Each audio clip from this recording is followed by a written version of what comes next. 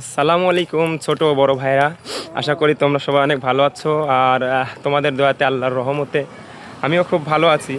তো মূলত এই ভিডিওটা করা আসলে যেই কারণে, সেটা হচ্ছে তোমাদেরকে বলি, আমাদের রূপপুর নিউক্লিয়ার পাওয়ার প্ল্যান্টে আমরা যারা কর্মরত আছি, আসলে অনেক লোক অনেক 5 বছর, কেউ 10 বছর এরকমভাবে চাকরি করছে। তো আসলে এই চাকরির ক্ষেত্রে গিয়ে আমাদের খেলাধুলা একেবারে বাদ হয়ে গেছে। তো আমরা ইএসএম কোম্পানি, অর্থাৎ মন্তাজ কোম্পানি 5 নম্বর গ্রুপ আর 2 নম্বর গ্রুপ মিলে হচ্ছে একটা ফুটবল প্রীতি ম্যাচের আয়োজন করেছি। সেই প্রীতি ম্যাচে আশা করছি যে আমাদের রূপপুর পাওয়ার প্ল্যান্টের প্রত্যেকটা শ্রমিকই আসবে এবং কি খেলাটি উপভোগ করবে।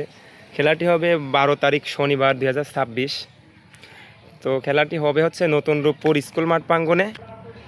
তো আমরা যারা হচ্ছে রূপপুর নিউক্লিয়ার পাওয়ার প্ল্যান্টে চাকরি করি, তাদের সবাইকে বলতে চাই তোমরা সবাই উপস্থিত হবে ও খেলাটি উপভোগ করবে।